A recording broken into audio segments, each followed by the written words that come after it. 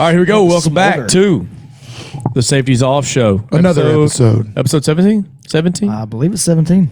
Yeah. Today we have on Brayden Ware from Go Wild. Go Wild's an app. If you don't have it, you need to download it right now, mainly so you can know what we're talking about during the episode.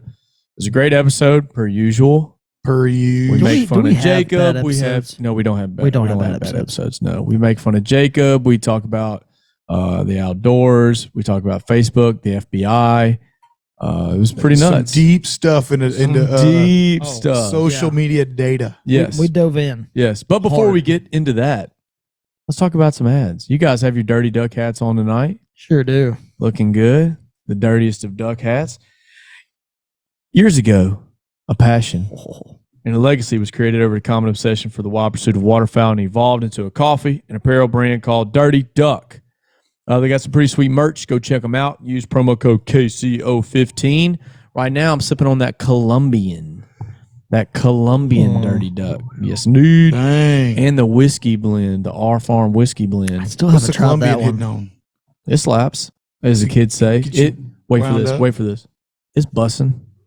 I hate Smacks. Slaps. Smacks is Nobody says smacks. No. You're a moron if you say smacks. Nobody says Moving on. Dino Klein. Dino. Use code KCO15 to check out when you purchase their pre-workout. It's a pre-workout for climbers, but what I find it to help me with is that not only are you a teacher, that mid-afternoon slump. When I'm a teacher and I go into the coaching part of my day, boom. Powered by Big Foot. About the time the Dirty Duck wears off, the Dino Klein takes you right back up. Dino Klein. All right. And then our last. Can you take me higher? That's tough. And our last but not least, our most important sponsor, Trip Tech. Oh, look at you putting it in the camera. I like that. Good. Yeah, they can. Nobody's ever actually seen what it looks like before. Here we go. Yes, they have. They've gone to triptech.com. We followed them forever. It's a 5-in-1 multi-tool. Works as a punch. Use it to unscrew choke tubes. Upland hunters can even use it to distinguish between mature or juvenile birds. It's good. You could actually use it on archery stuff as an Allen wrench. The tip of it there for an Allen wrench. Absolutely. So, multi-tool. Yeah, multi-tool. 5-in-1. Maybe it's a 6-in-1 It's also a finisher. Yeah. Dispatcher. I like that. Game dispatcher. Indeed. Good. Yes. We don't want to get shadow banned. Yeah, we don't want to get shadow banned. Speaking of that, let's get to the show. Boom. Bro, I almost caught that one. You got that heater on full blast. You got all the windows down, and you're just you're such a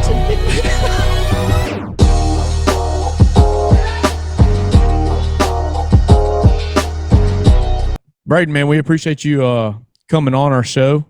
Yeah, I've been trying to get you on here for like a month or so, but we've both been hit or miss. So I've been fired up about this, excited about it because you guys' app is it's much needed.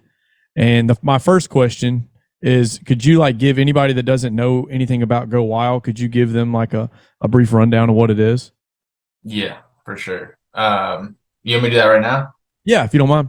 Okay, cool. Yeah, so basically Go Wild is social media for the outdoors. So it's like Facebook that doesn't suck, basically. So you can share, all your, hunting and fishing, your bloody deer, whatever it ends up being, as long as it's ethical and legal, we're down with it. So by using the platform, engaging with the platform, you unlock points, and you can use those points to like get free gear, free stickers, trips, all kinds of stuff. We did like a limited time trip that someone could win. It was like 100,000 points or something crazy.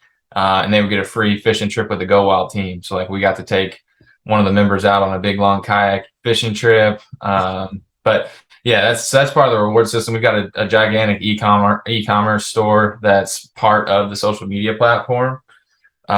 So you can, share posts or share your stories and all that stuff, and unlock discounts and stuff for gear that we sell natively in the platform. So we brought on hundreds and hundreds of brands in the last, 2 months. So we're finally starting to get to a point where, our catalog is competitive with any outdoor, retail setup. So it's getting to a really cool spot. It's a one-stop shop for a hunter. You can brag about what you kill. You can tell people what you use to kill it or to find it or to trail it or whatever. And then you can basically go and buy it, whatever that guy used. It's all right there in front of you. Yeah. I mean, like it's all on one screen. Just you don't even have to look. It's pretty nuts. It's pretty cool. It is pretty cool. I've been like trying to navigate it. You guys added some more stuff, like some whitetail. Like I saw it was like a whitetail priorities or. Oh yeah, those are pursuits. So Pursuits. I'm gonna say priorities. Sorry. No, that's okay. That's a new thing we're doing. We've been working on those for a long time too, just kind of concepting those out. And they turned out really cool. It's just kind of a, you can just check in and see like what trophies have been logged recently. You can see what gear people are using right now. You can see any articles we've published. We've got several folks that write for us within each pursuit. And so that's where all that information goes. And it's just kind of like a curated spot to just see everything from gear to posts to content, videos, all kinds of stuff. So there's a few iterations on those that it's going to keep getting better. But that's a pretty cool thing we've been working on too. I was real close to buying a Tacticam today, only because of Go Wild. Like I got on my phone, had no intentions of buying anything or wanting anything, and I was like, I'm just gonna go and Go Wild for a second, and I just go through like Tacticam for $150 has like a hunter's kit, like the first one you should get, yada yada yada, and I was like, $150 ain't bad. Like, I could buy this. I was like, what are you doing? Close out. Get out. Close it out. Get out of here. Get out of here. Go Wild. Let me get back to Instagram where my suggested ads are like air mattresses. Definitely don't need an air mattress. So I also wanted to ask, in case people are wondering, what is exactly your role within the company? Yeah, so I'm growth specialist. So I spend all my time working on basically growing the platform from an e-commerce perspective and a member perspective. So manage a lot of like the media relationships and stuff like that. So a lot of our, podcast partners and, writers and, content creators of all kinds, YouTube, TikTok, whatever. And then on the e-commerce side, I'm in the minutia a lot, working on, data feeds and all kinds of nerdy stuff to get us to a competitive standing with, a lot of the major retailers that we're competing against. So we fully intend to be a main player in the space. And so that, that's a large task. So, we're making great strides. We're, breaking records every single month for the past, several months. And it's a really fun company to be the growth specialist at, because we just grow so fast. It's a cool platform. And What like e-commerce sites are you guys like? What's your competition, if you want to talk about that?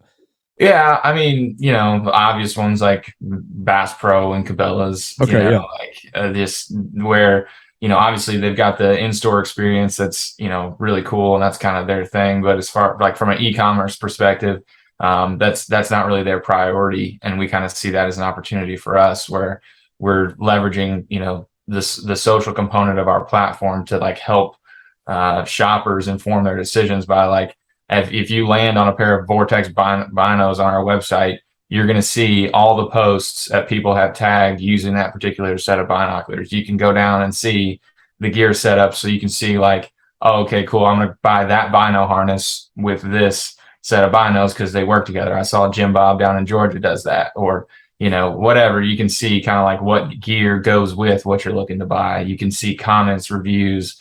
You can right now go look at a lot of the products in our store, and we have more comments and reviews, like real stuff from real people doing stuff, than a Bass Pro. I think there's other folks, doing a really great job, like in the retail space and the content commerce space, like Meat Eater and things like that, I wouldn't say like they're our top competition or anything like that, but I think they're doing a really good job. And so they're, there's some up and comers right now, in the market that like we definitely see ourselves as an up and comer to come and compete with, the mainstays, the Shields, the Optics Planet, the Bass Pro, Cabela's, all these types of companies that have been killing it for a long time. But there's always opportunities for, small, fast businesses to come up with a cool new way to do things and, give them a run for their money. Yeah, go ahead, Jordan. You go ahead. Well, y'all are the only ones with the social aspect, though, right? Yeah. You So really that's don't even have competition in your exact space. I mean, no. I think Fish Brain maybe is kind of probably the closest. The difference between us and them obviously is, we're hunt, fish, hike, camp, cook, whatever. We're everything outdoors. Where they're really focused on being kind of like a utility, and then really focusing on fishing. We don't really see many dips throughout the year because there's always something going on in the outdoors, and there's just such an overlap between the amount of people that hunt and fish, or so we're able to just stay pretty relevant throughout the year. January and February are kind of our slowest times. You got kind of ice fishing. People down in the real southern states are doing some stuff, but for the most part, that's when it's a bummer for most outdoor enthusiasts. So, but yeah, other than that, I mean, we're the only ones really doing social and commerce this way, especially for people that do everything outside. It's not just fishing or something like that. So, yeah, I saw that you guys like at first. I'm looking on there. I'm not a saddle hunter guy. I don't know if you are. My boy Jordan here big is saddle guy. Big saddle guy. Jacob is not a saddle guy for obvious reasons. What are those reasons? Well, there's about 300 of them. I mean, there's probably 300 of them or so. Did you know this was a comedy podcast? Okay, all right. I'd like to introduce you to the tethered Phantom XL, my friend. Yes, XL. I'm 6'5". I'm scared. It'll work. Get you up there. No. See, that just means you have to use fewer sticks to get up there. No, that is true. Yeah, I don't like it. Well, back to the saddle stuff. I saw that you guys had like you had tethered, and then you had latitude, and then you have trophy line now. Yeah. So that's what I was wondering too. Is like you guys don't have a certain contract with anybody. Like you're not just pushing one. No. You don't care. You want to be a one-stop shop for whatever, and you want to be able to look at all kinds of content creators. Like click on that and see all the different ones. Because like the hunting public, you're wearing the hunting public hat. Yeah. They're tethered guys. Mm-hmm. So like if you go back on their old content and you want to watch an old, if they're wearing any type of other saddle, that's like blurred out. It's so awkward. It's like their butt is blurred out. So yeah. Well, I guess I'll ask. What do you use? Your saddle? Yeah, I use a tethered setup. They were actually the first partner we brought on in the saddle hunting space, and so obviously I was like, okay, I want to get into saddle hunting, and we're selling saddle or tethered, so I'm definitely going to do that just to start figuring this out. But at the office, like my two buddies run trophy line. I've got another buddy in Wisconsin that's running latitude. But kind of to your point is like. We don't want to be tied down by like all these exclusive relationships and stuff like that. It's we want to be pretty agnostic to where here's a bunch of options, and it's kind of the democracy of the community to say what's good and what's bad. We don't delete bad reviews or bad comments or nothing like that. Like brands know that when they join Go Wild, like good, bad, or ugly, you're kind of opening yourself up to the community. And the good thing about the outdoor community is when something's good, people really get behind it and really want to say good things about it. It's not just you're going to get only bad comments. But yeah, I use tethered. I love tethered. I don't have anything bad to say about it. I've just kind of been building onto my system this year. I started last year with them, and then just kind of getting some other components just to make myself a little more efficient and make my life a little easier. But yeah, I won't be doing any hang-ons or climbers or anything like that anymore. It's so much easier to just walk in real light. I said the same thing. And then last week, me and one of our other guys, Justin, we found this tree that was raining acorns, and we spent, I was shooter, so I spent like 45 minutes trying to find the right tree with the right angle, and it didn't exist. Not with a strong side shot. So we ended up bringing a lone wolf in. And I said, well, I'm going to eat my words and hunt a lock on. And you know what? It was perfect. I mean, yeah. I mean, there were no deer, so it wasn't perfect. But but the setup was, sometimes because you're completely opposite, obviously. So if you need a strong side shot from a very specific spot, sometimes you have to. But I'm with it though. I mean, 99% of the time I'm saddle. That's my go-to. Yeah. Hey, a wise man avoids absolutes. I shouldn't have said never. Maybe maybe I should have left myself open, to that 1% of the time. I'll do whatever. Jacob will never get in one. Never. Yeah. That's an That's absolute. never. Okay. I don't know. Y'all been talking about it. It gets me hype. I want to try it out. I've heard these guys talk. Well, I've heard Jordan talk about it. Our buddy Justin talk about it. I was like, you know what? I'm going to see if Brayden can sway me. Yeah, I mean, I shot my first archery deer this past week, or I guess 2 weeks ago now. Oh, awesome! Congrats. Thank you. 7-point buck out of a saddle. So Hey, I feel like I got to stay there and use a saddle from now on. It worked, and yeah. used a climber for half the year last year, and It's impressive. Your first bow deer is a buck, and a saddle, and in a saddle, which it's different. I mean, I guess you haven't shot a deer out of a lock on or anything, but it is a vastly different experience shooting out of a saddle. It's tough. Yeah, I don't know. It's weird. I feel like in practicing and stuff, I'm actually a better shot out of a saddle than I am just standing on the ground. I don't understand. Humble brag. I like it. No, that's not. I'm not that good. Hey, bro, we get it, man. I'm better than myself, which is not that good. It was nice meeting you. We enjoyed this. Yeah. No, don't get it wrong. I'm not. I spent an entire season last year having observation sits, so I didn't. That's what me and Jacob did this past week. Yeah. We did 3 observation sits. Yeah, man. I'm in no position to brag over here. That's conservationists over here. We don't like to kill them all. That's why we bring a camera. It's not to film the kill. It's just to film like bugs and squirrels. Nature photography. Yeah, nature photography. Yeah. I did want to talk about this because it's super interesting. I was talking about it with Jordan earlier today. And I know, oh my gosh, I'm blanking on his first name. Brian Luttrell, correct? The creator of that. Brad Luttrell, yeah. Brad Luttrell. Wow, I'm glad you said that because I'd have been super awkward if I ever got to talk to him and I called him. That's all right. Brian Luttrell sounds like you sing for NSYNC. Somewhere there's a Brian Luttrell that is very. There is, and I'm sorry. Making somebody mad right now. But anyway, so I listened to the podcast with him and Zach from the Hunting Public, and they talked about just like Facebook, banning all these posts, and like we've all been there. We've all seen the post that gets knocked down and somebody complaining about it and this and that. Do you know that if there was like one certain post that was posted or like one certain thing that happened that sparked Go Wild? So it actually came out of Brad's wanting to get into hunting and be better at hunting and just struggling to like find resources. So he, didn't grow up in like a big hunting family or anything like that, and had some buddies that hunted and was getting into hunting. Grew up fishing, loved fishing, all that stuff, but was like, surfing the forums and like definitely found like Facebook groups were like fairly hostile to newbies. Like go in and ask hey, what boots are you guys running? It's like people ask that question all the time. Scroll through and find it. Like it's kind of that.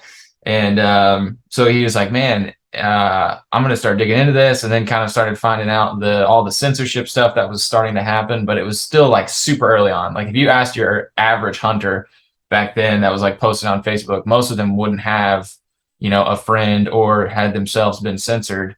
There were some edge case things that were kind of happening that him and the 3 other founders kind of made a bet on, that like it seems like Silicon Valley is missing this audience.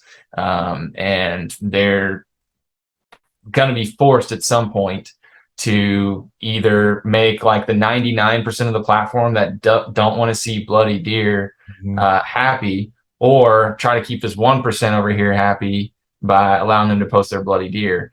And I think they tried to mitigate against that using Facebook groups and stuff. But ultimately, maybe you guys don't know about this, but a lot of the Facebook groups are like regularly shut down for a litany of reasons, for whether it's posting guns or knives or, deer or bloody fish or filleting knives or, buying and selling any type of weapon, all kinds of things that just like naturally happen in Facebook groups.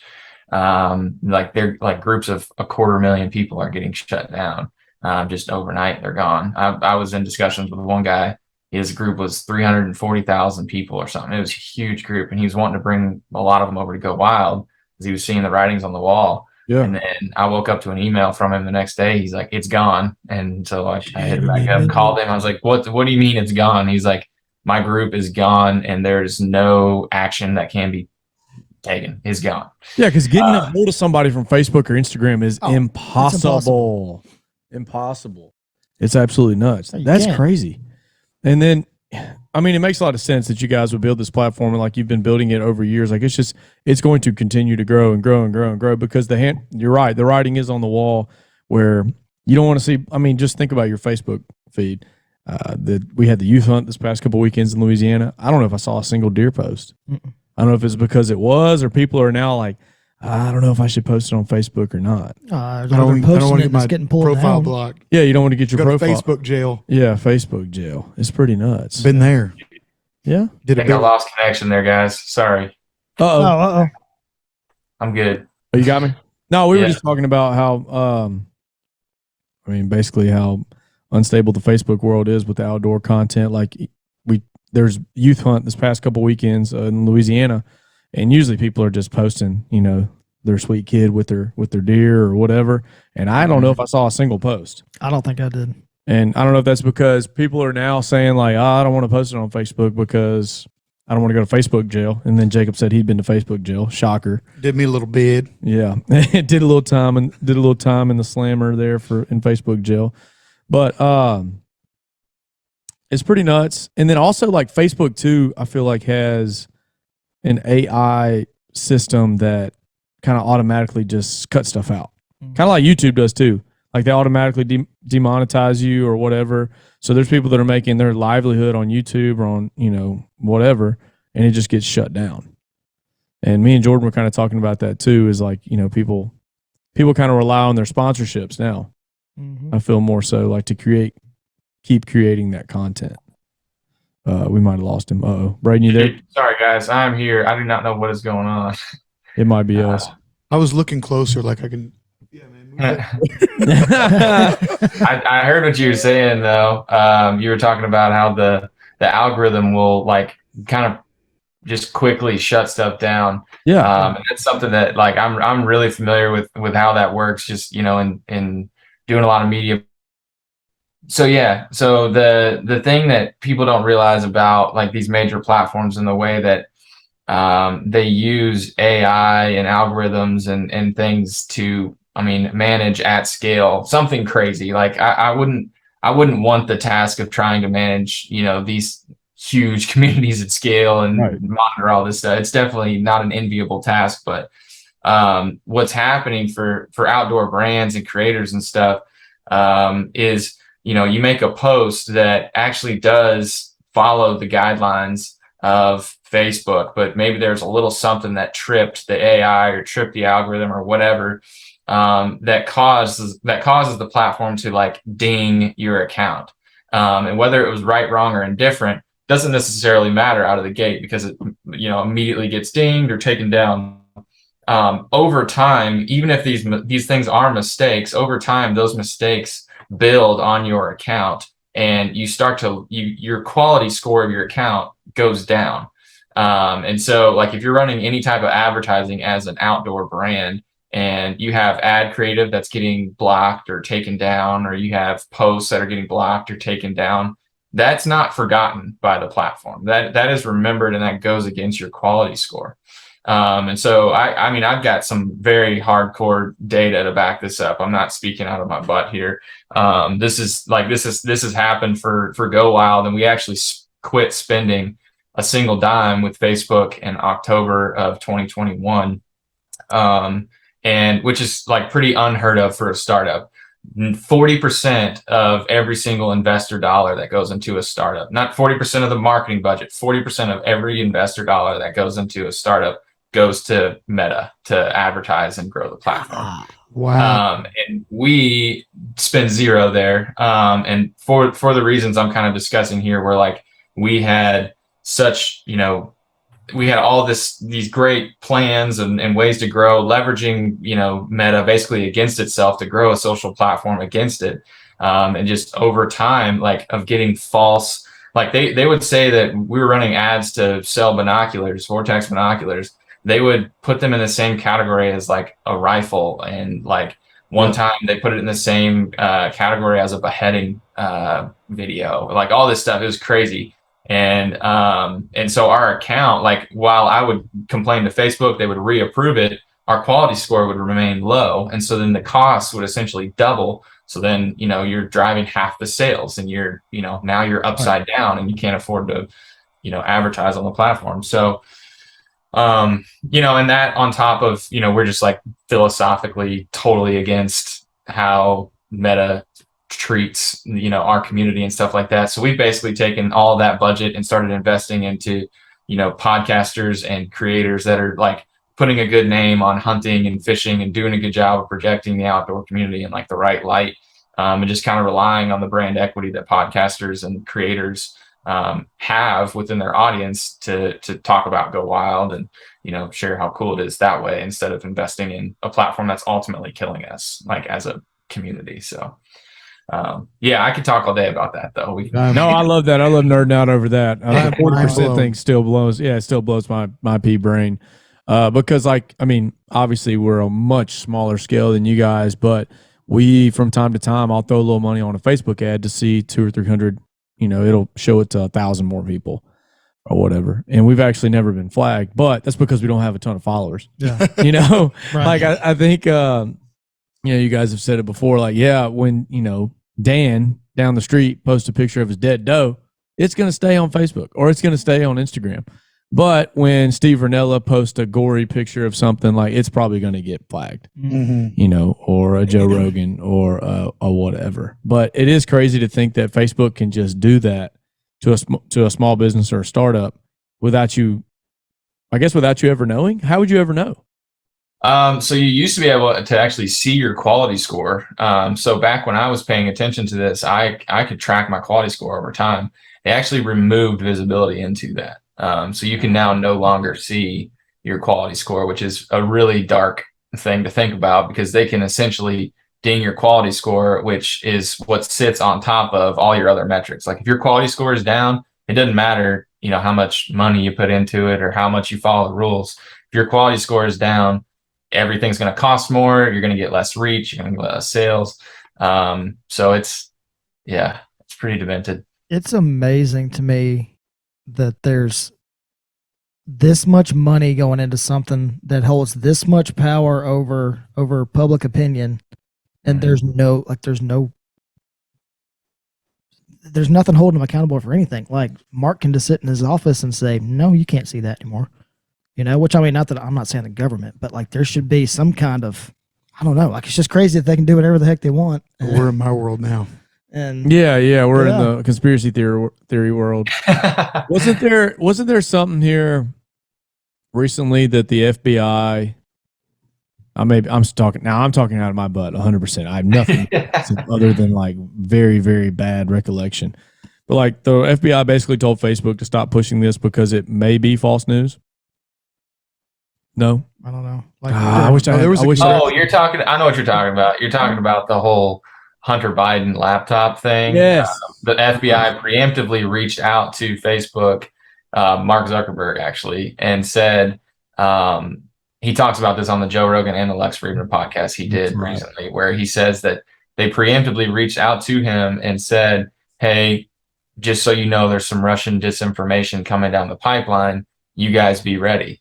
So it's kind of hard to fault him in that situation. It's like, okay, so the FBI just told me that there's this crazy story going to break that's Russian disinformation. And so, I'm an American company and a 3-letter agency just asked me to help them out here. And again, it's not an enviable position to be in. It's just, it's an unfortunate situation. Yeah. It's because which you guys talk about this stuff too all the time, is that Facebook deals with real problems. They don't, they don't just deal with hunters and fishermen and all that. They deal with real problems like we just talked about. Absolutely. They deal with like cartel stuff or like gang violence or, absolutely different types of communication. There's the hunting and stuff, and showing a little blood's got to be a slap on the wrist. But do I think that there's some person sitting in Facebook that's like some kind of hippie that loves all animals and wants nothing to ever die and like bans you? Maybe. Probably. Maybe. There's one. But I do think what is your opinion there, Brayden? Do you feel like majority of the people that get banned are because of this AI system, and then somebody checks it and they're like, yeah, I just banned them, ban them off, or do you think that it's actual like Silicon Valley people sitting there and saying, no, you can't be on here anymore? So, I mean, I think it ultimately it comes down to them looking out for the best interest of the largest majority of people that they can at all times. And the large majority of folks in America don't want to see bloody animals. And so I think they're doing everything they can to protect, eyes that don't want to see that from that. To answer your question on like, is it just AI that bans people or whatever? So I read a book about like Facebook, the Inside Story is what it's called. And it's basically about this reporter that follows Mark Zuckerberg and Facebook from like the beginning through, I think it was up to like 2016 is when the book ends. And just talking about how censorship works at scale like that, and how they scaled, not censorship in like a negative light, but like censorship in protecting people from stuff they legitimately do not want to see. Right. I mean, you can't imagine how many horrific things that get uploaded to Facebook that nobody ever sees. And it's because they successfully block a lot of that through this really complicated system. But it is still very manual. There are systems that, flag certain things, and then they go to basically a cubicle farm where people, look at screens all day and say, yeah, right AI, or nope, you were wrong AI. But they have on staff therapists take care of those people, because when the AI is right, you're seeing some of like the lowest things you can ever imagine on earth on a regular basis all day long. So then there's the whole discussion about, is it right that they have a bunch of people subject to seeing all that all the time? So I don't know how you do it, or like if I was in his position, would I do something different? It's a tough situation, but I think ultimately that's what it comes down to is, it's a pretty manual process still today, where there is some sort of AI and, algorithm stuff that check for this, but, there's human discretion and human error and who gets banned and who doesn't, and especially in like large profile cases where, certain organizations will mention certain folks by name and ask, Facebook and Instagram, what are you going to do about these people? Same thing happens on Twitter and YouTube, and like, are you going to let this person keep saying this? So now they have that to deal with, all these very powerful folks coming to them wanting censorship, and it's an absolute beast. And they definitely, like, hunting and bloody fish and bloody deer is definitely probably low. I would say low on their radar. I don't think that's what they're trying to block, but it definitely is a byproduct of the system they've had to create. And not to mention just maybe your aunt is really not cool with hunting, and Facebook and Instagram is how you keep up with your family and you share stuff, and maybe it's just not the place to be doing it. Maybe you go to Go Wild and share there because your aunt's not going to be on Go Wild, and you don't have to worry about her misunderstanding conservation or your lifestyle or whatever. It's just all people that get you. So that's kind of where we sit in the landscape. It's not like nobody should ever use Facebook and Instagram. You should only use Go Wild. That's not really where we come at it, but right. Well, that's what I was about to say. I'm really impressed, I guess, with y'all's or your mindset. I mean, there's no, because it's not even what I was thinking coming in. Like, I was almost thinking this is sort of like we're mad at Facebook. They kicked us off. No, we're going to go Wild. That's kind of, I think that's kind of our mindset. Like, oh, they took my deer picture down, I'm going to go over here. But I mean, y'all's is much more. Y'all appreciate Facebook's real world issues that they're having to deal with, and you're like, hey, y'all have valid things, concerns over here. We're just going to take this over here and not be a problem. Yeah, I mean, ultimately, we could kind of help them out a little bit. It's like, look, y'all really are having a hard time facilitating this community on your platform. Like, we can take that off your hands. Yeah, why don't you let me take that off your hands? Yeah. So let me ask you this: are you guys at all worried about basically getting into Facebook where you're having to have therapists on hand, like have crazy stuff show up on the platform? How are you guys combating that to make sure that people aren't making things that are, basically like spam or, could be posting violent things? Yeah, I mean, for as small as we are, we actually have a really complex, system to protect against a lot of that stuff. Spamming in particular is something that, as we've grown, that we've gotten really good at, watching out for. We have systems in place that automatically check images, hot dog or no hot dog kind of thing. Like, is this all right or is this not all right? And there's software out there that helps with that kind of deal. And it's a really, just as far as like the health of the community and stuff like that, it's a self-police community. Like, we are amazed every day by the amount of folks that are like reporting, hey, this person is, spamming, trying to get more points so they can get free rewards, or hey, this person's posting silly stuff, or hey, this person's being super political, or this person's starting fights, or this one's buck shaming, or whatever it ends up being. Yeah, get the buck shaming guy off. Leave the politics guy. Sometimes it's funny. Yeah, but yeah, I mean, it's definitely a challenge for us, but it is also a focus of ours, and it's really important if you're going to have a community to make sure that people don't want to see horrific things on your platform. So you've got to have systems in place, and I'm not one of the smart people that deals with that. We have some dudes on our team that used to launch satellites for NASA and worked for Coke and did all kinds of crazy stuff that they handle all that. Let me know when you need a PE teacher. Got you, dude. All right, good to know. You know how to do a proper jumping jack? I'm your guy. I would say, let me know if you need me, but this podcast will get banned. All them shadow bans will go into place. Yeah. All I can do is say shingles, so I'm pretty useless too. You need a good roof. Yeah. Any last questions? I feel like we've taken up a ton of Brayden's time. Well, I'm so interested. I could listen to this for a minute. Yeah. I got time today. Well, where are you from originally? Wow, all that we talk about, all the AI. I'm so you want to know interested, where but this let's dude's change the from. subject completely. Yes. But sorry, go ahead, Brayden. I'm from just north of Louisville, Kentucky, in a small southern Indiana town, and I actually live just a couple towns over now. I'm still in southern Indiana. Go Wild's based out of Louisville, Kentucky, so I just drive across the bridge, head over there. But yeah, so I'm in southern Indiana. Did you have a reason as to why you were thinking? I digged his stash, man. I was just wondering where that stash came from.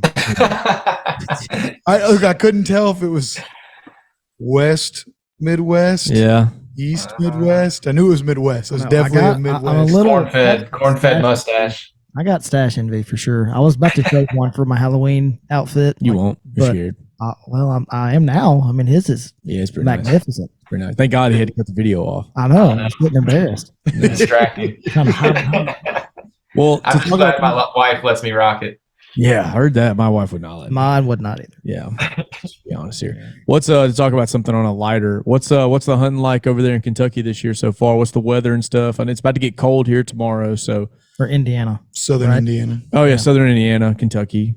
Yeah. I mean, I'm just across the border, but yeah, it's been great for obviously being able to tag out as quick as I have. I'm just jacked. I don't know how much of that was right place, right time as much as anything, but being able to like have deer activity, see lots of deer, that early in the season was pretty awesome, but I would say it's been weird, like uncharacteristic. With the storms we had down south, like the wind has been completely flipped in an opposite direction for like the past 2-something weeks. And so I actually shot my buck on a north wind, and most of our spots are set up for like southwest wind. So just being forced to kind of be creative and, be a better hunter and like ask a lot of questions from people that are a lot smarter than I am on, how to address the situation. But, we've gotten in some really good spots. I mean, that deer I shot is like the second biggest deer I've seen this year. The first big one was a gigantic 10-point that totally snuck up on me out of nowhere. And so just, it's been a cool season so far. I've got to get my buddy on a buck now. We hunt together pretty much every time we go hunting. We're big on, e-scouting on public land and hiking out and, doing that whole thing. So we got a deer camp coming up this weekend. where a bunch of people from all over the country are coming in to Southern Indiana, Plata Public, and we're going to camp and go hunt for a few days. And so I'll try to punch a doe tag or two and try to get my buddy on a buck. And heck yeah. Do y'all film? I don't know. One of my other buddies, he does the Blue River Bow Hunting Podcast, which is a Southern Indiana based hunting podcast. Yeah. Brett Morris, he's a really cool dude. He's been on me about like wanting to go film me, but I keep telling him like I don't really think I don't think I'm what you're after when you want to film people. Well, but of everybody on this call, you're the only one who's killed a deer to this. That's true, and it ain't for a lack of trying. I tell you that. I've seen deer. They don't want to get close enough for me to shoot. How far was your first deer that you shot? Seen him. So he was 27 yards. Pretty good one. That's a good shot. Yeah. I mean, not as far as I was wanting to shoot. Yeah. I capped myself at 30. Well, I keep seeing them at like 75 to 150, and all I can do is shoot it at 40, and I'm not super confident at 40. Like, I'd really like for them to just be at 20. Dude, put that pin to the sky, baby. Yeah, let her fly. Yeah. What kind of setup? Since you're like how long you been shooting a bow? Have you been shooting a bow longer? You've been hunting with one, or?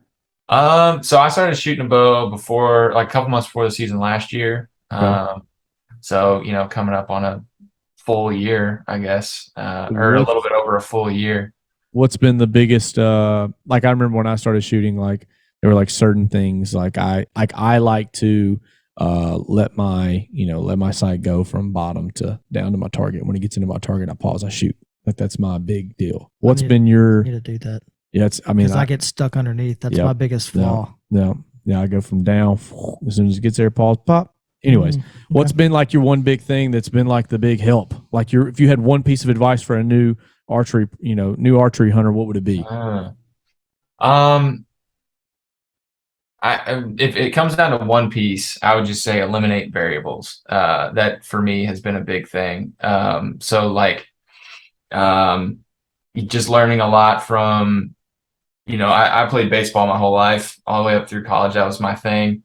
And I love archery for the same reason that I loved hitting, of just like, simplifying the thing down, simplifying the complex process down into like a few steps that help you be consistent.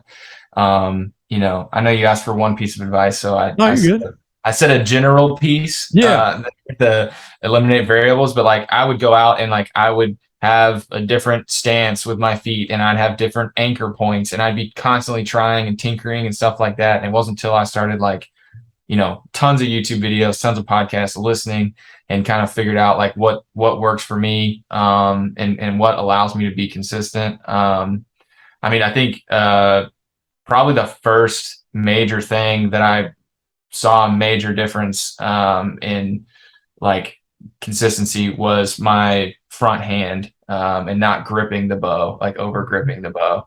That was something that, with baseball, when you're grabbing a bat, like you grab all the way around, like that felt comfortable for me, but had to learn kind of to rest it in that, that crease between my thumb and my index, and get comfortable with, using that as my point of tension. But I feel like there's been several things that like I figured that out, and then I was down at TAC with some guys that were just amazing shooters that I was just way out of my depth. I lost like 11 arrows that day. It's another Tuesday.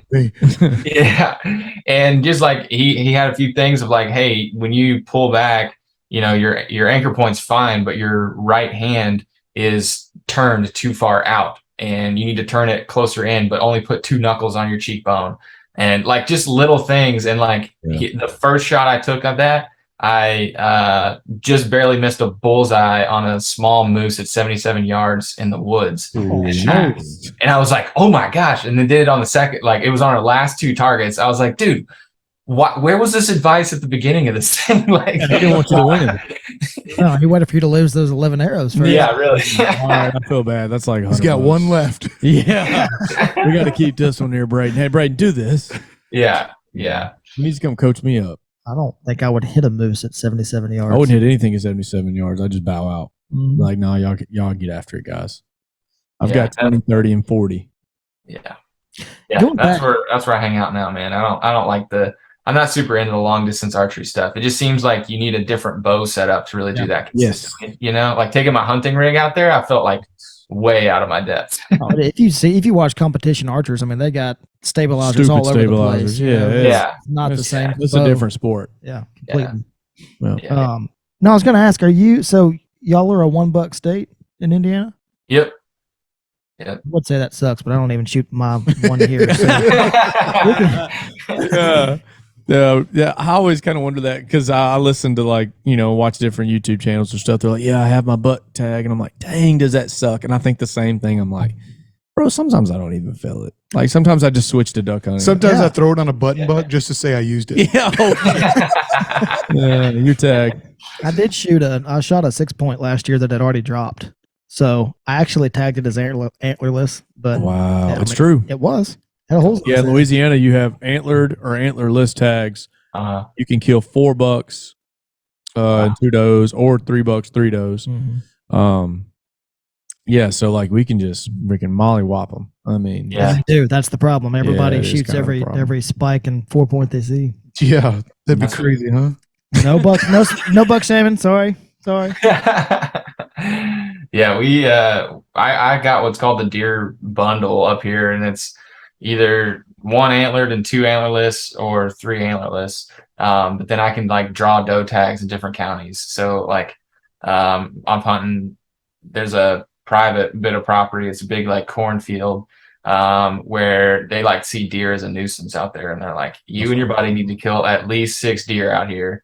And so we'll just go draw so I'll hopefully shoot 2 other does in other counties, and then for my deer bundle or whatever, and then I'll just draw additional doe tags in this other county and try to kill 3 does out there. But I mean, I don't know. That seems like way too much deer. My God, have mercy. If you 6 deer in a year. I would love to have that problem. I never kill enough. Yeah, that's true. But we're gonna take buddies out there and stuff. We're not gonna all take them ourselves, but it's kind of cool because the farmers just please shoot as much as you're legally allowed to.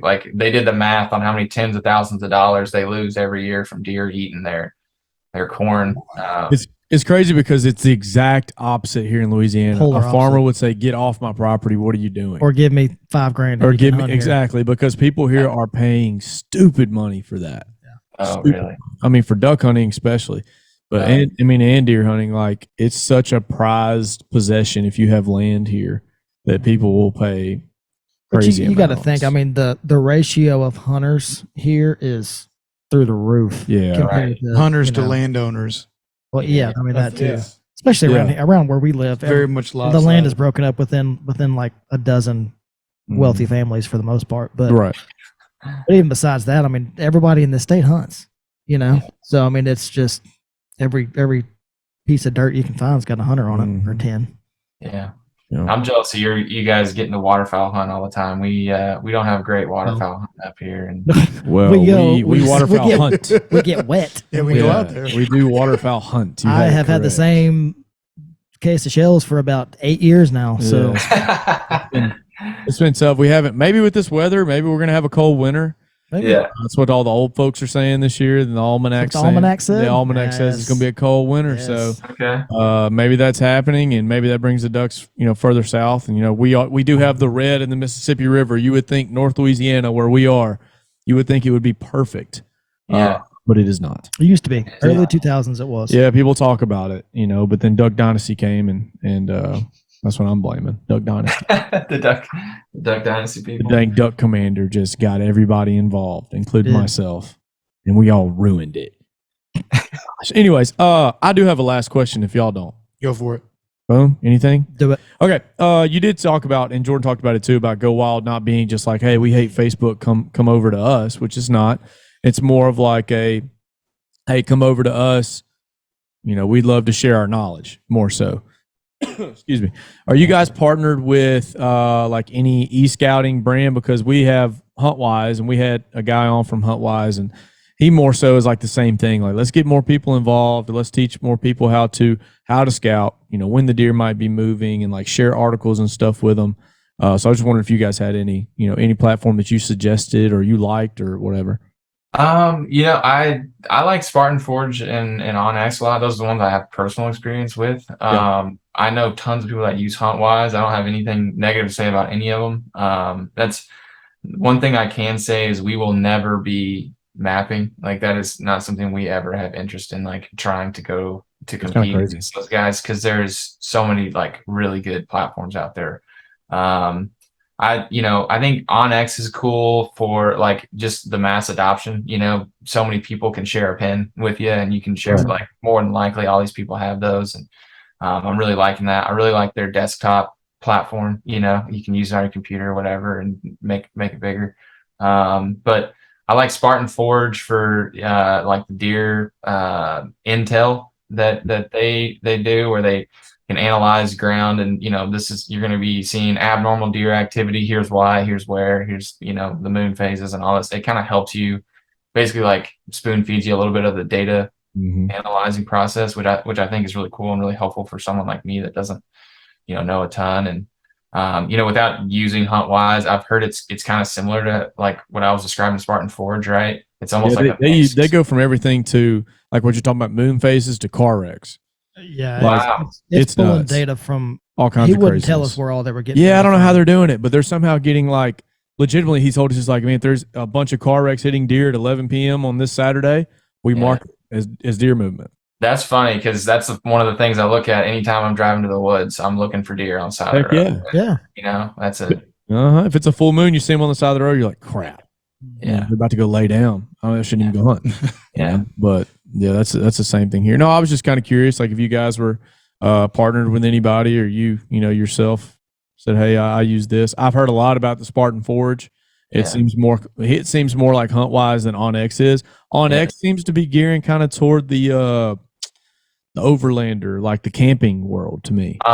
Yeah, I see. They actually made an off-road specific offshoot. I don't know if you guys know about that, but yeah, I don't really know. I know like if you upgrade to like premium and like do some more stuff like that, or not premium, I think it might be called elite. They do like some layering on top of the maps where you can see like the different ag and different things like that is obviously pretty tailored to hunting. But I mean, big thing for me is just making sure I'm staying on public, or staying on the private that I am hunting. And Spartan Forge and Onyx and HuntWise will all do that. And I don't know. I really like just nerding out on all those different platforms. I like to try different ones.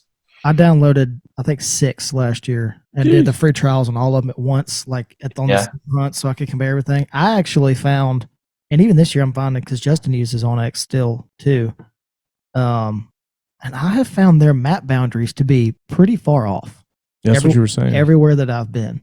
Interesting. To the point where me and him have hunted 2 or 3 different public sections, and like the first time he was like, "Oh no, that's not part of the public." I was like, "Yes, it is." And I pulled up on my map, and they're like I don't know, 50 yards different. Oh crap! Whether it was this side of a fence line or not, it might not have been 50, but it was enough to where he thought we could not hunt somewhere that I thought we could, and it's kind of carried over since then. So it's kind of made me lose a little faith in the old Red X. But anyway, they're all different. They're all got different. A billion different satellites and this and that. It was pretty cool. But yeah, that's something I heard recently, was that like depending on where you are and how many satellites that you can, like, your device communicates with, will determine the accuracy of a pin drop. So like from my house, I'm going to have more access to more satellites at one time versus like being out in the middle of the woods and dropping a pin. So like if I drop a pin in a single spot from my house, that's my buddy, was a firefighter that was telling me about this, and just saying that like the amount of satellites you can communicate at one time determine the accuracy of the platform, which is an interesting thing. But I mean, I'm mostly using these platforms when I'm out in the woods, so that's kind of made me nervous. Telling myself where the couch and the recliner are going to be, doesn't do as much. I think that was HuntWise's big thing, is he couldn't even tell us what all satellites they had access to, but according to him, they had access to more than anybody. Sketchy, but makes me feel good. I know, like it might be the Russians. Who knows? He would not. But if I don't get a ticket, to answer. If I don't get shot at, I'll be all right. Thank you. North Korean satellites. I don't know. Who knows? But Brayden, man, we appreciate you being on. Sorry it had to be so late, man. We got well, I don't know what other to say other than we got kids, and we got to put them to bed, and then we got to make our wives happy. So we've had to do it at 8, but man, we enjoyed it. My favorite part of the show. Do y'all like how I just slid in on my rolling chair? My favorite part of the show. Slid into them DMs. No. Favorite part of the show is Leaky Waiters. We do it every week. It's where we basically talk about something that sucked within the past week. Jordan, did you want to start off? Oh, I'm going first. Yeah, okay. start off. So, took our first family camping trip this past weekend. It's great, Leaky Waiter. Okay. The whole thing. Well, that to be fair, yeah, that bringing a 2-year-old was interesting, but no. So the Leaky Waiter part, like, my wife has had this plan for like 2 months because I tried to do an anniversary trip camping with her like 2 years ago, and I didn't book the site quick enough, and so we didn't get a campsite. That's on you. It was on me. And so she was like, I'm going to book it early. I'm going to be prepared. She did. Well, then she booked it, and we just didn't even think to like check anything else. So we book everything. We had the date on the calendar, load the car up, hit the road. And we get there, and we're like hanging out, and we're having fun. And I set all the stuff up. And then, sun starts to go down. A little chill comes in the air. Time for some s'mores. Time for some s'mores, warm up them hot dogs and weenies. Yes, indeed. And so I was like, I don't have firewood at the lodge. I'm going to run to Walmart because we're in Arkansas. It's like right down the exit. Anyway, go to Walmart. There's no firewood anywhere. So I called her. I was like, hey, go call the lodge and see if they can tell us where to find some. I don't want to drive around all over the place. So she calls the lodge, and the guy's like, well, most places are probably not going to have firewood on account of the burn ban that we're under. Bet it was real easy to find a camping spot. Oh, it was. Yeah, nobody's out there. A little harder to find firewood when you can't burn it. That's tough. So, yeah, surprise, kids. Enjoy your cold marshmallows and hot dogs for supper. Oof. So what did you do? We sat in the dark. Pretty much, and I'm not even like, that's pretty much what we did. Now, I was smart enough to bring a camp stove, so I at least warmed up the hot dogs on a skillet. Yeah. So like, wasn't a total loss, but no s'mores, no campfire stories. Like, we sat there in the dark and played with the flashlights. There were a bunch of deer walking through the camp. Like, that was cool. That was cool. Yeah. But that was it. Then we went to bed, and then that does kind of suck. The Lord, we left the day early because weather was coming in, so we didn't have to do it the second night. But and then again though, good on me for being a planner. I brought the like jump start box just in case. Sure enough, I'm packing up the tent and everything, and I finally finish, and I'm sitting down, and my wife walks by the car, and I got the windows down in the car, and my little 2-year-old has his chin hanging out. We had no idea he had gotten in the car. Has his chin hanging out the window just with a crap-eating grin on his face. Windshield wipers are going. Blinkers are going off. Yes. Every light in the car is on. Yes. So, of course, what happens? I get in there. So then it's another 20 minutes of digging the jump box back out from under all the tent stuff. Yes. Yeah. And then look at you prepared, Dad. The long drive home. So it was memories. It was. Yeah, you'll never forget that. It was an enjoyable Leaky Waiter, I guess. If your wife listens. My wife's listening. You mess around and your wife listens every once in a while. She does. Yeah, when I said how women are like deer, she tuned into that. Tuned right into that one. Yeah. Anyway. It's a great episode. Go back and listen to that one if you haven't. So that's me. Great Leaky Waiter. Jacob, go ahead. I too had a great camping experience. Yes, indeed. Oh, really? With me. Except I'm sure my camping partner was not as funny, cute. It's messed up. I had a great time. That's not my Leaky Waiter. You jerk. You hitting on my wife right now? Hey, talking about me? Talking about your kids. No, he wasn't. My kids are pretty cute. Sam, you heard it here first. Look, I was pretty prepared. You were probably pretty impressed with how prepared I actually was. Come on. I think he was just impressed that you showed up. That you showed up this time. Jacob, no. Tyler. Jacob. I had a sleeping bag. I told you to go buy it. I brought it. You called me at Academy. You said, "What did I come here for?" And I got it.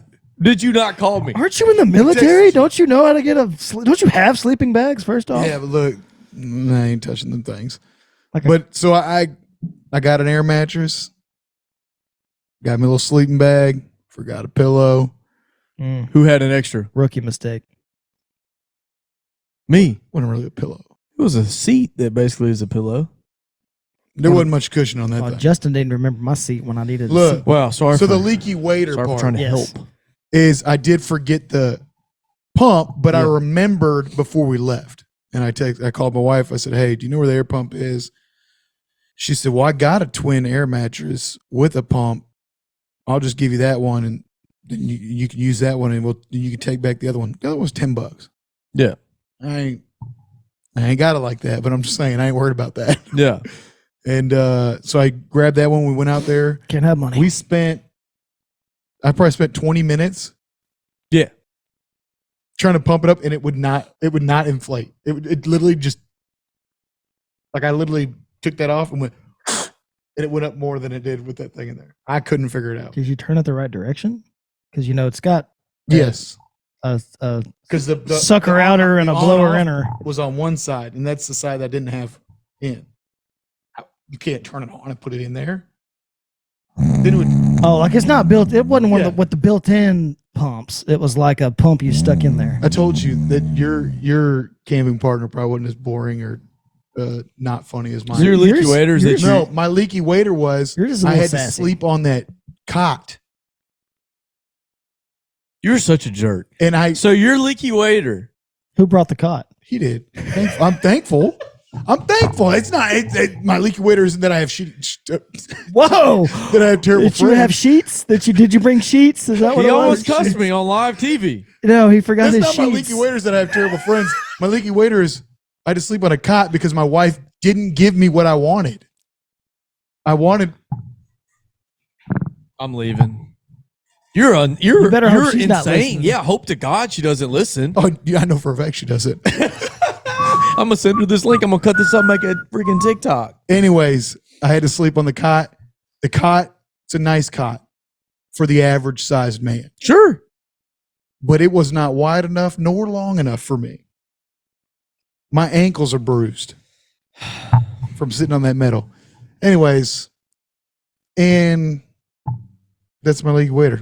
Is Jacob, I had to sleep on a terrible cot that night. I mean, yeah, that kind of sucks, but like, you're welcome. Because Travis, when we went the weekend before, he slept on the ground. Probably didn't. Because I didn't hold his hand like I held yours. He didn't even complain, did he? Did Travis complain? No. Travis? Not complain. He got up ready to roll. Ready to rock. I will say Jacob did great. He filmed me all weekend. I felt bad we didn't kill a deer just because I felt like we should have. Felt like we're going to see one and kill one. It was a fellowship, man. I enjoyed it. Last hunting trip. Yeah, before you're off to Korea. Is that the last one you're getting to make? Yeah, Jacob gets deployed to Korea. Maybe that's my leaky wader. I went on a hunting trip and you didn't kill something. See, that would have been understandable. You could have at least that was my leaky wader. Is that I got you to come. I woke you up at 3-something in the morning on Saturday. We do all this stuff, and you get an air mattress and this and that, and I'm really excited, and I got deer on camera. We hunt, and we did well. We stayed for a long time. We got in the stand early. Like, I was pretty impressed with you. Yeah, I mean, up until Sunday morning, I was ready to go. I was like, it's 9. I know it's 9 a.m., but I'm done. I just want to go back home. Yeah. I've had it. It started sprinkling raining. We out. So yeah, that was kind of my leaky wader. Is just that, like, I was thinking in my head, I was like, this is the weekend. Justin kills 2 does during the week. I'm gonna get to smoke me a doe. We see deer. We saw a pretty dang big buck. Pretty big deer, but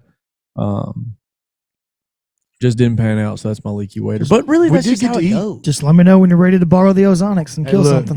Look, we ate. Son, we did eat. We had a great eating experience. We went to Hollis in Spearsville. You know where that's at? No clue. Exactly. Yeah, it's pretty dang good. That probably means population 20. Yes, population on Thursday, Friday, and Saturday evening, 4:30 to 9. At least 100. At least 100. Everybody knows about that place. Dude, it was pretty dang good. We ate fly burger for lunch in El Dorado, Arkansas. Don't ask us how we got that far away. And then, long story. And then Travis's fault. Travis's fault. Then we went to Hollis's for dinner. Came back through. I mean, it was a good trip. It was a good trip. It was a fun Did y'all trip. drive the wrong direction for like an hour and a half? Nah, we'll talk about it off air. But Just blame Travis. that's when in doubt, Well, blame Travis. Now that you're leaving, maybe I'll actually get invited to the land and come see We'll it. see how one you day. act. Subscribe, like, comment, do all that comment, jazz. share. You say it this week. Yeah, Go to church. Yeah, you know why? Because he didn't go this week either. So you people don't do what he does. Do what I do. Do what I say. Go to church.